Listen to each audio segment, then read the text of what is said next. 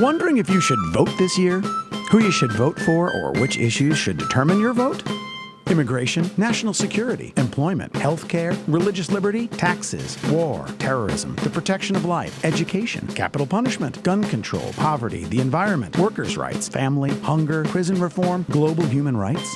Now you're probably wondering which of these are most important to Catholics. But wait, the Church only cares about abortion and gay marriage, right? Wrong. Voting is important. And when elections roll around, there's always a lot for voters to consider. A lot of voters vote their wallets. Who will raise taxes? Who will help my business? Some vote according to their membership of an organization. Who supports my union? Who is better for my profession? And some vote strictly by party affiliation, always siding with either the Republican or the Democrat. However, these concerns aren't those of the Catholic Church. The Church has never advocated its members to vote for a particular candidate or vote solely on one issue. In fact, Catholics are never single-issue voters.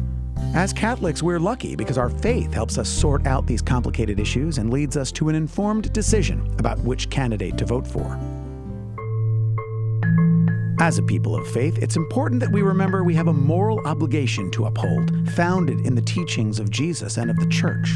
With that in mind, church leaders offer us guidance about how to cast our vote. Before each election, the U.S. Conference of Catholic Bishops releases a guide to Faithful Citizenship. This guide is grounded in the Catholic teaching that all life is sacred, meaning that because human beings are made in God's image, we deserve a society that treats all human life with dignity, compassion, and respect. Among other things, the document highlights the 4 core principles of Catholic social teaching. Number 1, the dignity of the human person. Direct attacks on innocent human beings are never acceptable. Within our society, life is under attack from abortion, euthanasia, and the use of the death penalty. These attacks on human life must always be opposed. This teaching also compels Catholics to oppose genocide, torture, unjust war, and human trafficking, as well as to pursue peace and help overcome poverty, racism, discrimination, terrorism, work to reform our criminal justice system, and to eliminate other systems that demean human life. In the voting booth, ask yourself which candidate advocates for these issues and respects, affirms, and protects all human life. Number 2, subsidiarity. The Church teaches that the family is fundamental to society, and Catholic voters should consider how a candidate would strengthen marriage, support fair wages, protect children, strengthen education, and promote the well-being of all, especially the poor and vulnerable. Subsidiarity also means that larger institutions in society should not overwhelm or interfere with smaller or local ones, but rather work together to meet human needs and advance the common good. Number 3, the common good. The common good is fostered only if human rights are protected and basic responsibilities are met. Every human being has a right to life, religious freedom, and access to those things required for human decency: food, shelter, education, employment, health care, and housing.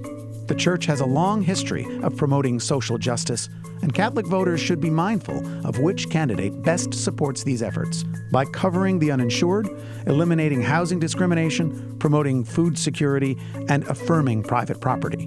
The economy must serve people, not the other way around. Catholic voters should consider how candidates respect the dignity of work and protect the rights of workers, propose to create jobs that offer fair and just wages, eliminate workplace discrimination, support the right to organize and unionize, create a fairer tax system, strengthen Social Security, and stand with immigrants, both documented and undocumented.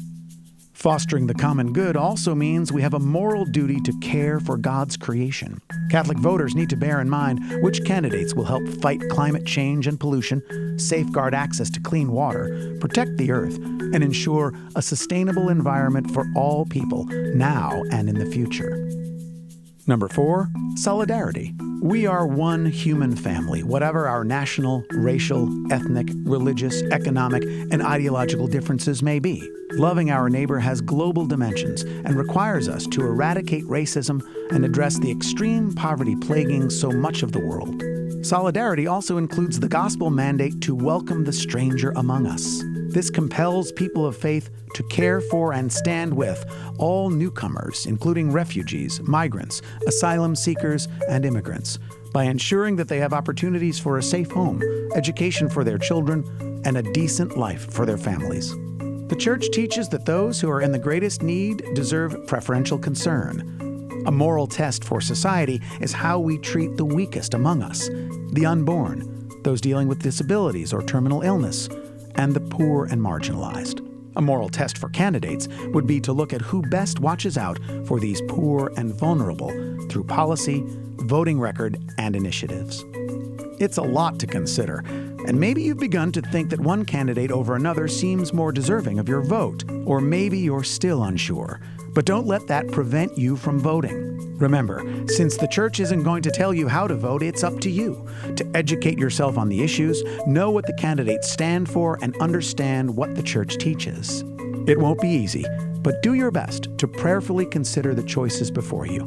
And may the Holy Spirit be your guide as you cast your vote.